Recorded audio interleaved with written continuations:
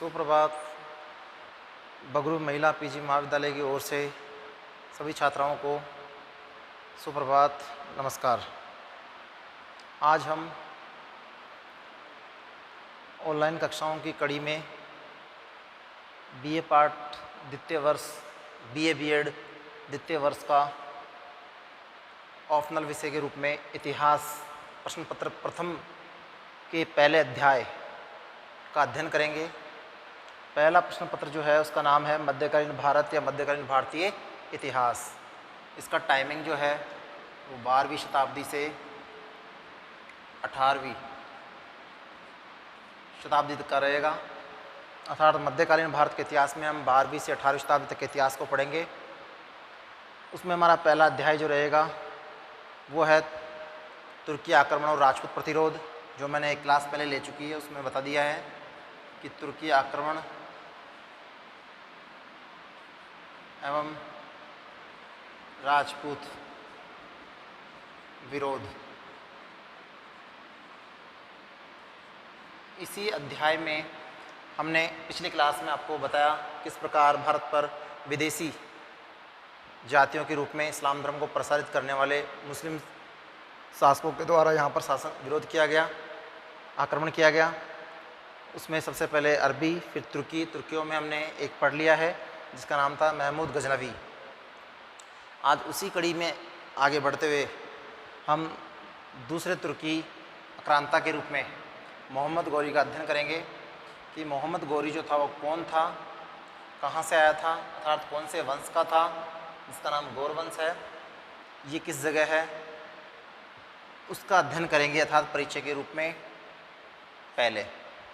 और उसके बाद उसके भारत पर आक्रमण के उद्देश्य और फिर भारत पर आक्रमण की दशा, जिस समय उसने आक्रमण किया भारत पर, उसमें भारत की दशा कैसी थी। तो सबसे पहले हम मोहम्मद गौरी अथवा गौरवंश का परिचय या उत्कर्ष के रूप में मोहम्मद गौरी को देखते हैं। तो ध्यान से सुने, ये प्रस्तावना के रूप में है। तुर्कों की जब एक शाखा आगे चलकर सहसनी वंश के नाम से, क्योंकि पहला था यामिनी वंश, यामिनी वंश जो था, ये यामिनी वंश जो रहा वो गजनवी का था, अर्थात महमूद के समय था। गौरी के समय जो वंश रहा और उसकी जो शाखा कहलाई वह सहसनी वंश।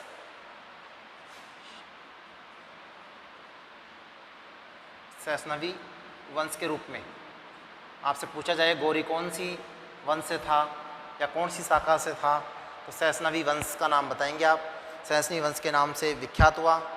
और ये प्रदेश जो था जिसको हम गौर प्रदेश कहते हैं, ये एक गौर प्रदेश के यानी गजनी प्रदेश के छोटे से भाग में स्थित था। गजनी प्रदेश जहाँ था,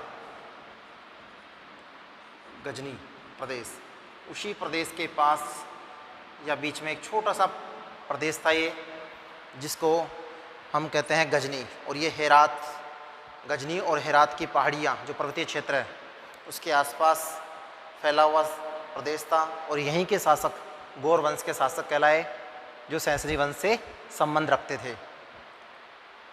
महमूद की मृत्यु के बाद कहते हैं कि लगभग 148 वर्ष बाद यहाँ पर दोबारा से तुर्कियों में मोहम्मद गौरी का आगमन हुआ। उसने अपने पीछे एक विशाल साम्राज्य छोड़ दिया था जो उसके उत्तराधिकारियों के द्वारा संभाला नहीं जा रहा था, और वो लड़खड़ाने लगा। मध्य एशिया में नवोदित शक्तियों का उदय होने लगा और उसी समय गौर वंश का उदय भी हुआ। गौर वंश के शासकों में सर्वप्रथम सैफुद्दीन का नाम आता है। अगर आपसे पूछा जाए कि गौर वंश के शासकों में सबसे पहले कौन सा शासक बना, तो गौर वंश के शासकों में सबसे पहला सैफुद्दीन। सैफुद्दीन जो है वो इस वंश का शासक बना और सैफुद्दीन ने कुछ समय शासन किया। उसके बाद उसका छोटा भाई अलाउद्दीन शासक बना। कुछ समय बाद उसकी मृत्यु हो गई। तत्पश्चात उसका पुत्र शासक बना, लेकिन वह भी लंबे समय तक शासन नहीं कर पाया और 2 वर्ष बाद उसकी भी मृत्यु हो गई। तत्पश्चात उसका चचेरा भाई जिसका नाम था गयासुद्दीन, गौर प्रदेश का शासक बना। गयासुद्दीन जब गौर वंश का शासक बना, शासक बनते ही उसने भी सत्ता को हाथ में लेते हुए अपने साम्राज्य का विस्तार करना शुरू किया और उसने साम्राज्य को विधिवत रूप से कुछ समय के लिए चलाया। तत्पश्चात 1173 में शिहाबुद्दीन 1173 में शिहाबुद्दीन, जो कि दूसरे नाम से और जाना जाएगा, फिलहाल शिहाबुद्दीन लिखेंगे हम। शिहाबुद्दीन के नाम से शासक बना गौर प्रदेश का। यही शिहाबुद्दीन आगे जाकर इतिहास में एक महत्वपूर्ण नाम से जाना गया, जिसका नाम था, हम कह सकते हैं, ये मोहम्मद गौरी, अर्थात शिहाबुद्दीन का ही नाम जो है वो महमूद गौरी के नाम से जाना जाता है। अब बात आती है कि मोहम्मद गौरी जब शासक बना उस समय यहाँ पर कौन सी शताब्दी चल रही थी और क्या वातावरण था, तो ध्यान से सुने। इस समय यहाँ पर 12वीं सदी के अंतिम दशक का समय था। 12वीं सदी के अंतिम दशक का समय था, जिसमें अनेक छोटे छोटे राज्य थे और अनेक राजपूत राजाओं का भारत में शासन था। उन्हें बिखेरने के लिए भारत में मुस्लिम शासकों के द्वारा या मुस्लिम राज्यों के द्वारा लगातार अनवरत रूप से आक्रमण किए गए, जिनमें गौरी के द्वारा भारत में मुस्लिम राज्य की नींव रखने की इच्छा से इतिहास प्रसिद्ध दो युद्ध लड़े गए, जिन्हें हम तराइन के प्रथम युद्ध और द्वितीय युद्ध के नाम से भी जानते हैं। ये 12वीं शताब्दी के अंतिम दशक के महत्वपूर्ण युद्ध है, क्योंकि 1191 और 1192 दोनों युद्ध जो है वो 12वीं शताब्दी के अंतिम दशक के हैं। इसीलिए गौरी और यहाँ की मजबूत राजपूत जाति, जिसके शासक थे पृथ्वीराज चौहान तृतीय, के मध्य युद्ध लड़े गए थे, जो इतिहास प्रसिद्ध है।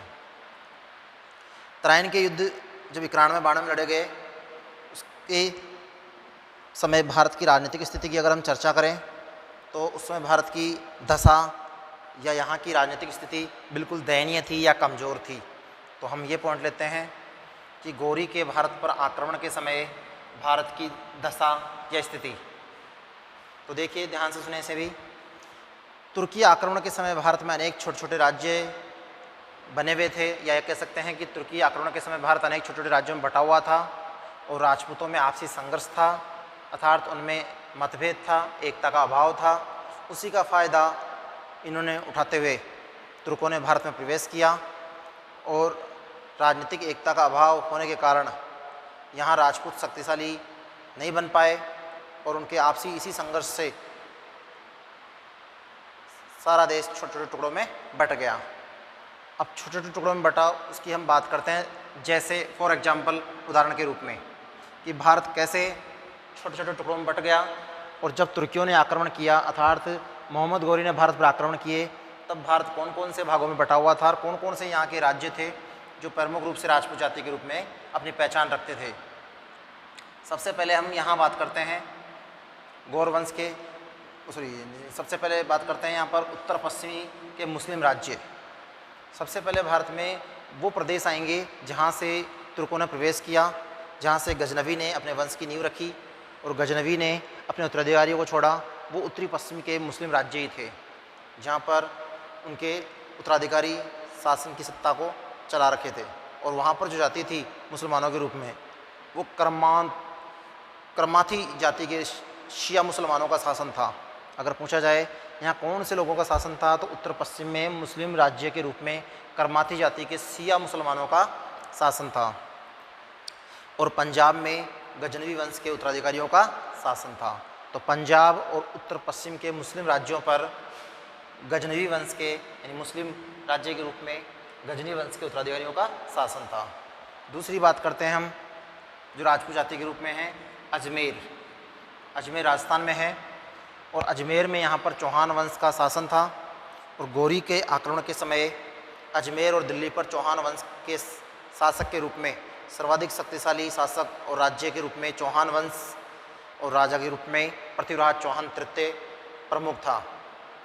बिजोलिया के शिलालेख के अनुसार कहा जाता है कि ये वही चौहान वंश है जिसकी स्थापना वासुदेव नामक व्यक्ति के द्वारा सपादलक्ष, जिसे पुराचीन नाम के रूप में जानते हैं, वर्तमान सांबर, सपादलक्ष या सांबर में चौहान वंश की नींव रखी गई।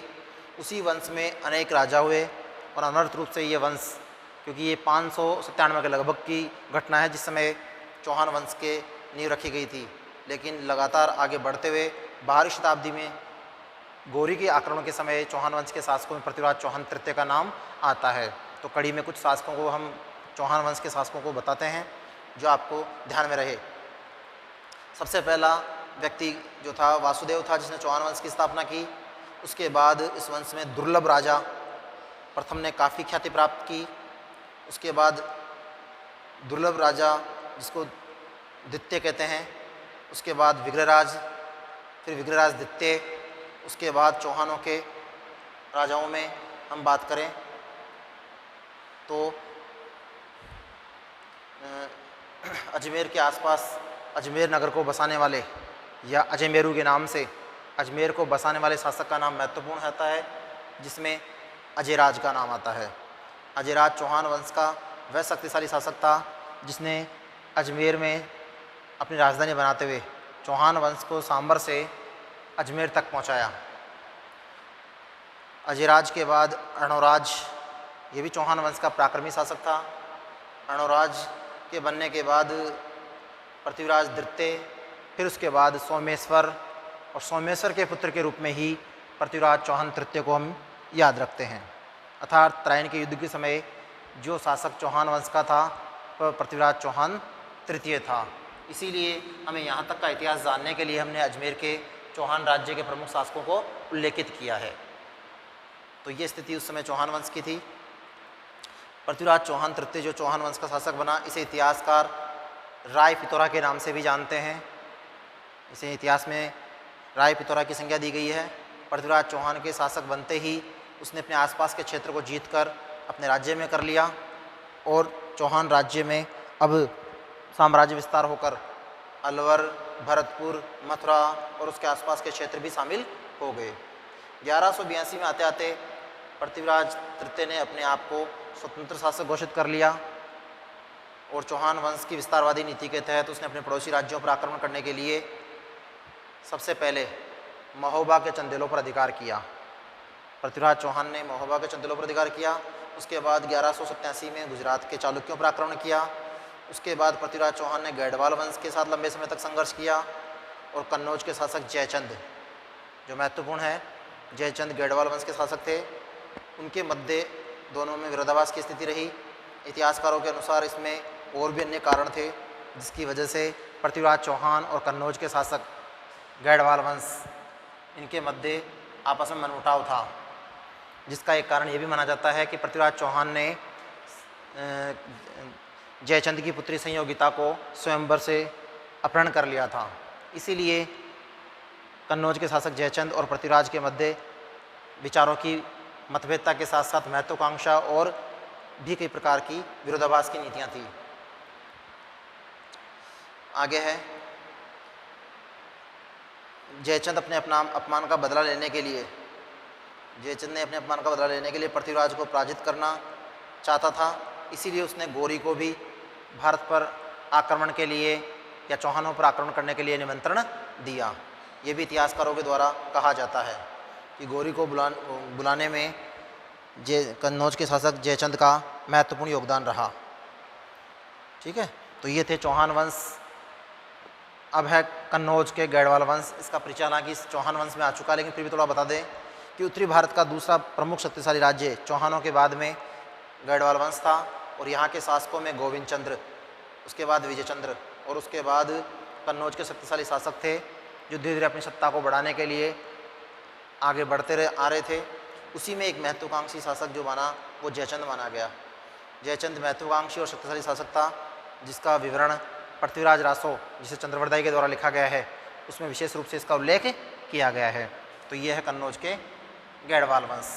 चौथा, उस समय का राज्यों महत्वपूर्ण और पूर्वी भारत के राज्यों में माने जाते हैं पाल और सैन वंश। पाल और सैन वंश गजनी के समय से ही बंगाल के वंशज रहे थे, किंतु गौरी के समय पाल वंश की शक्ति कमज़ोर हो गई और अब उसका राज्य केवल उत्तरी बंगाल तक ही सीमित रह गया। और अब इस स्थिति का लाभ उठाकर पालों ने या पालों के ही एक सामंत जिसका नाम था विजयसेन ने बिहार प्रदेश में अपना स्वतंत्र राज्य स्थापित कर लिया और यहीं से बिहार का सेन वंश का उदय या आरंभ माना जाता है, जो अपने आप में एक शक्तिशाली राज्य रहा।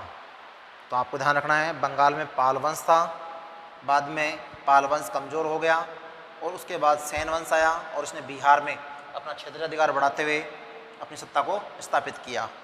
तो पाल और सेन वंश जो कि भारत के उत्तरी पूर्वी राज्य थे। पांचवा राज्य उस समय महत्वपूर्ण था, वो था गुजरात।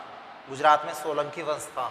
तो गुजरात के सोलंकी जो थे वो 10वीं शताब्दी से ही गुजरात में अपने शासन की सत्ता को स्थापित किए हुए थे, परंतु इस वंश के प्रमुख शासकों में भीमदेव, जयसिंह, सिद्धराज और कुमारपाल जैसे वीर प्रतापी शासक हुए और अंतिम शासक कुमारपाल ही था जिस समय गौरी ने भारत पर आक्रमण किया। तो ये थे गुजरात के प्रमुख शासक।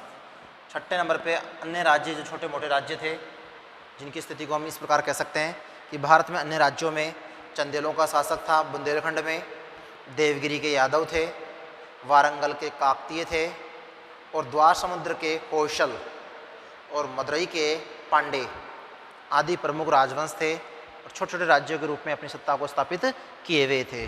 तो ये दृश्य या दशा उस समय भारत की थी जिस समय गौरी ने भारत पर आक्रमण किया। तो ये हमारा पॉइंट क्लियर है। गौरी के भारत पर आक्रमण के समय भारत की दशा, फॉर एग्जाम्पल के रूप में 6 राज्यों का प्रत्येक का छोटा उनका विवरण आपको ध्यान में रखना है, उसके आधार पर इसको समझना है।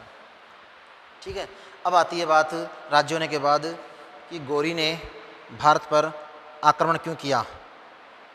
गौरी ने भारत पर आक्रमण क्यों किया? तो देखिए, भारत पर आक्रमण करने के पीछे गौरी के 4 उद्देश्य थे। जिस प्रकार गजनवी के थे उसी प्रकार गौरी के भारत पर आक्रमण के प्रमुख 4 उद्देश्य माने गए हैं। सबसे पहला उद्देश्य मोहम्मद गौरी का भारत पर आक्रमण करने का साम्राज्य विस्तार करना। जो एक महत्वाकांक्षी व्यक्ति में गुण पाया जाता है वो अपने आप में गौरी में था और वो भारत में अपनी साम्राज्य सत्ता को स्थापित करना चाहता था। तो पहला होगा साम्राज्य विस्तार करना। दूसरा है पंजाब में गजनवी वंश का अंत करना, क्योंकि पंजाब में गजनवी वंश के उत्तराधिकारी मुस्लिम सत्ता के रूप में शासन कर रहे थे। इसीलिए गौरी चाहता था कि पंजाब से उस गजनवी वंश की सत्ता का अंत कर दिया जाए और वहाँ पर गौर प्रदेश के रूप में शासक को स्थापित किया जाए। तीसरा, भारत की धन संपदा को प्राप्त करना या लूटना, क्योंकि गौरी भी गजनवी की तरह ही भारत की धन संपदा के प्रति लालायित था और वो भारत से अपार धन संपदा को प्राप्त करना चाहता था। इसीलिए उसने इस उद्देश्य को ध्यान में रखकर भारत पर आक्रमण किया। चौथा माना जाता है महत्वपूर्ण है इस्लाम धर्म का प्रचार प्रसार, क्योंकि ये सभी मुस्लिम थे और उन्होंने इस्लाम धर्म को प्रचारित करने के लिए भारत को चुना और भारत में अपनी सत्ता के साथ साथ धर्म का प्रचार करने के लिए अपनी धर्म की प्रतिष्ठा को विश्व जगत में स्थापित करने के लिए भारत में अनेक युद्ध लड़े। और इसीलिए ये कहा जाता है कि गौरी के द्वारा भारतीय आक्रमणों के आधार पर इस्लाम धर्म को प्रचारित किया गया और प्रचारित ही नहीं बल्कि भारत में मुस्लिम सत्ता की स्थापना भी गौरी के द्वारा ही पहली बार भारत में की गई। क्योंकि कई बार ये भी पूछ लिया जाता है कि इस्लाम धर्म के शासकों में या इस्लाम धर्म को प्रतिष्ठित करने में किसका नाम महत्वपूर्ण है, तो हम गौरी का नाम निसंकोच ले सकते हैं। गौरी ने भारत में इस्लाम धर्म को प्रतिष्ठित ही नहीं स्थापित किया और व्यवस्थित रूप से यहाँ पर शासन सत्ता को आगे बढ़ाया। तो ये हो गए 6 राज्यों के बाद में 4 उद्देश्य। अब आएंगे मोहम्मद गौरी और पृथ्वीराज चौहान तृतीय के मध्य संघर्ष, क्योंकि यही वो राज्य था चौहान वंश जिसके साथ गौरी ने लंबे समय तक संघर्ष किया और उस संघर्ष में किसकी विजय रही वो युद्धों के आधार पर देखेंगे। लेकिन उससे पहले आपको एक परिचय और दे दें कि जब गौरी ने भारत पर आक्रमण किए उनमें 2-4 और छोटे छोटे आक्रमण हैं जो गौरी के द्वारा किए गए थे। जैसे सबसे पहला मुल्तान और सिंध पर आक्रमण, ये 1175 में किया गया था। उसके बाद गुजरात पर आक्रमण, ये 1178 में किया गया था। उसके बाद पंजाब पर आक्रमण 1179 में किया गया था। और उसके बाद फिर 79 के बाद 1191 और 92 के दोनों युद्ध जो कि अपने आप में महत्वपूर्ण है, जिन्हें हम ये कह सकते हैं तराइन के युद्ध, प्रथम युद्ध और द्वितीय युद्ध, इन दोनों में विपरीत संबंध है। पहले युद्ध में गौरी और चौहान में से चौहान की विजय होगी, गौरी पराजित होगा। दूसरे युद्ध में चौहान की पराजय होगी और गौरी विजित होगा। और 1 साल का अंतर है। इतिहास के प्रसिद्ध युद्ध है तराइन के प्रथम युद्ध और द्वितीय युद्ध के रूप में, जो कि दिल्ली के समीप हरियाणा के क्षेत्र में ये मैदान है जिसका नाम है तराइन। वहाँ पर ये युद्ध लड़े गए थे। तो अब इन युद्धों का विवरण हम पढ़ते हैं युद्ध की घटनाओं के रूप में कि ये युद्ध किस प्रकार लड़े गए। सबसे पहले हम पहले युद्ध की चर्चा करते हैं। तराइन का प्रथम युद्ध 1191 में पृथ्वीराज और मोहम्मद गौरी के मध्य ये संघर्ष या इस युद्ध का मूल कारण राजनीतिक परिस्थितियाँ थी। दोनों की विस्तारवादी और महत्वाकांक्षा की नीति थी। दोनों ने नवोदित शक्ति और राज्यों के रूप में एक दूसरे को विस्तृत करने के लिए एक दूसरे का अस्तित्व नष्ट करने का निश्चय किया और एक दूसरे पर आक्रमण करने का ठान लिया। उसी के फलस्वरूप कहा जाता है कि गौरी 1190 में सरहिंद के दुर्ग पर अधिकार कर लिया।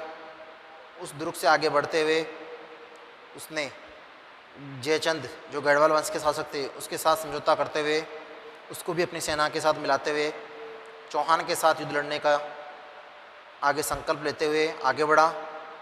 और युद्ध में पृथ्वीराज चौहान की सेना संख्या में ज़्यादा थी, गौरी की सेना कम थी, लेकिन फिर भी यहाँ कहा जाता है कि इतिहास का पलड़ा इस प्रकार रहा कि शुरू में गौरी की सेना का पलड़ा भारी रहा, लेकिन लास्ट में चौहान की सेना इस युद्ध में तुर्की सेना पर विजय प्राप्त करने में सफल रही और तुर्की सेना में खलबली मच गई और गौरी इस युद्ध में पराजित हुआ और वापस अपने प्रदेश गौर प्रदेश लौट गया। उसे इसका अपमान महसूस हुआ और वह वहाँ जाकर भी शांत नहीं रहा। उसने लगातार 1 वर्ष तक कठोर संघर्ष करते हुए पुनः सेना संगठित की और अगले ही वर्ष 1192 में वापस उसी मैदान में आ डटा जहाँ पहला युद्ध लड़ा गया था। इधर पृथ्वीराज चौहान पहला युद्ध जीतने के बाद हर्ष और उल्लास से प्रफुल्लित था। उसने किसी प्रकार के कोई सैन्य सफलता के लिए कोई कार्य नहीं किया, बल्कि राजकाज के कार्यों से भी अपना ध्यान हटा लिया और वह भोग विलास में डूबा रहा। और देखते ही देखते अपने अपमान का बदला लेने के लिए गौरी वापस उसी मैदान में आ डटा और तराइन का दूसरा युद्ध आरंभ हुआ। अब घटनाक्रम है तराइन के द्वितीय युद्ध का। द्वितीय युद्ध में कहा जाता है कि साल भर की तैयारी के बाद गौरी एक विशाल सेना लेकर जब पुनः भारत में आया, लाहौर मुल्तान के रास्ते से उसने अनेक राज्यों पर विजय प्राप्त की और मिनाज के अनुसार जो इतिहासकार है उनके अनुसार गौरी की सेना में लगभग 1,20,000 सैनिक थे और हसन निजामी के अनुसार इसमें सैनिक जो थे वो प्रशिक्षित थे और उन्होंने अजमेर के शासक चौहान वंश के शासक पृथ्वीराज से कहलवाया कि वह वापस अपने गौर प्रदेश लौट जाएगा अगर पृथ्वीराज चौहान इस्लाम धर्म ग्रहण कर ले। किंतु चौहान वंश के शासक पृथ्वीराज ने उसकी इस संधि वार्ता को स्वीकार नहीं किया और युद्ध लड़ना ज़्यादा उपयुक्त समझा और उसी के तहत पृथ्वीराज भी अपनी विशाल सेना लेकर गौरी से मुकाबला करने के लिए इस तराइन के मैदान पर आ डटा। अब गौरी ने छल कपट और विश्वासघात का सहारा लेते हुए पृथ्वीराज चौहान को हराने के लिए पहले ही अपनी सेना को चारों भागों में चारों दिशाओं में बांट दिया और सामने की सैनिक टुकड़ी को आगे रखते हुए युद्ध करने का निश्चय किया। पृथ्वीराज ने भी गौरी को या गौरी के विश्वास को मानते हुए अपनी हिंद सेना को या हिंदू सेना को आगे बढ़ाते हुए आक्रमण का आदेश दिया। दोनों के मध्य भीषण घमासान युद्ध हुआ। युद्ध लगातार चलता रहा। पृथ्वीराज की सेना यानी राजपूती सेना अपने डटकर मुकाबला करती रही, किंतु अंत में कहा जाता है कि राजपूत सेना धीरे धीरे पीछे हटने लगी और तुर्की सेना ने यानी गौरी की सेना ने राजपूत सेना पर भरपूर प्रयास किया, प्रहार किया और चौहान सेना युद्ध में पराजित हुई। यहाँ तक कि कहा जाता है कि पृथ्वीराज चौहान के वफादार में गोविंदराज और अन्य सामंत भी इस युद्ध में वीर गति को प्राप्त हुए। पृथ्वीराज चौहान भी घायल हुआ और बाद में उसे इतिहासकारों के अनुसार अलग अलग किंवदंतियाँ हैं। कुछ कहते हैं उन्हें बंदी बना लिया गया, कुछ कहते हैं उन्हें मार दिया गया। इसमें कोई पूर्ण रूप से सच्चाई नहीं है, लेकिन परिणाम रूप से हम ये कह सकते हैं कि पृथ्वीराज चौहान का अंत भले ही विवादास्पद हो, पर इसमें कोई संदेह नहीं है कि भारत में उसकी पराजय इसी युद्ध के बाद हो गई। अर्थात तराइन के द्वितीय युद्ध के साथ ही चौहान वंश की सत्ता अंत की ओर चली गई और राजपूत राज्य जो था वो धीरे धीरे पतन की ओर चला गया। और भारत में इसी के फलस्वरूप एक युगांतकारी घटना घटी और यहाँ पर विदेशी, जिन्हें मुसलमान कहते हैं, उनका आधिपत्य स्थापित हो गया और उनके शासन की शुरुआत हो गई। और ये सिलसिला मुस्लिम शासकों से लेकर अंग्रेज़ों से होता हुआ लगातार वहाँ तक चलता रहा जहाँ तक 1947 में हमें भारत को आज़ादी नहीं मिली। तब तक जब 1947 में आज़ादी मिली उसके बाद जाकर विदेशियों से हमें मुक्ति मिली। तो ये परिणाम के रूप में हम कह सकते हैं कि आखिर इस युद्ध की घटनाओं के बाद परिणाम क्या रहे। तो परिणाम पे नोट करें आप। परिणाम: पृथ्वीराज की पराजय से अजमेर और दिल्ली के विस्तृत भूभाग में चौहान शासक का अंत हो गया। पहला प्रभाव यह पड़ा परिणाम के रूप में। गौरी का प्रभाव बढ़ता गया, वह मुस्लिम सत्ता को अपनी सत्ता के रूप में भारत में प्रसारित करने लगा और दिल्ली तक उसने अपना क्षेत्राधिकार स्थापित कर लिया।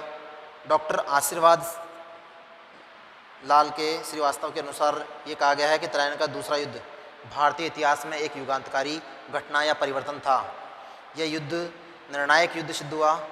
इसी युद्ध में मोहम्मद गौरी की भारत पर विजय निश्चित हो गई और उसी के साथ पहली बार मोहम्मद ने हिंदुस्तान के बीचों बीच एक विदेशी तुर्की राज्य की नींव रखी। यानी तुर्की राज्य की नींव में हम देखे जाए तो मोहम्मद गौरी का महत्वपूर्ण योगदान रहा, जिसने यहाँ पर तुर्की राज्य की नींव रखी।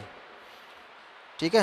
युद्ध के परिणामों में हम ये भी कह सकते हैं कि वह महत्वाकांक्षी होने के साथ साथ उसने राजनीतिक दृष्टि से भी यहाँ पर बहुत से क्षेत्रों पर अधिकार करके एक नवोदित मुस्लिम सत्ता के आधार पर यहाँ शासन की शुरुआत की। उसने आगरा और उसके आसपास के क्षेत्रों पर अपना अधिकार कर लिया और लाहौर को अपनी राजधानी बनाई। उसके बाद उसने जब वापस अपने प्रदेश लौटा तब उसने अपने प्रशासनिक उत्तराधिकारी के रूप में ऐबक को नियुक्त किया। किसको नियुक्त किया? ऐबक। याद रखें आप, ऐबक का पूरा नाम है कुतुबुद्दीन ऐबक। ऐबक जो था वो गौरी का वैसे तो गुलाम था, लेकिन उसको उसने प्रशासनिक उत्तराधिकारी नियुक्त कर वापस अपने प्रदेश लौट गया। तो ये था तराइन का द्वितीय युद्ध और उसके परिणाम। अब आता है राजपूतों की हार के कारण या पराजय के कारण। आखिर राजपूत क्यों हारे? हालांकि इसके बाद भी अन्य छोटे छोटे राज्यों पर गौरी ने आक्रमण किया।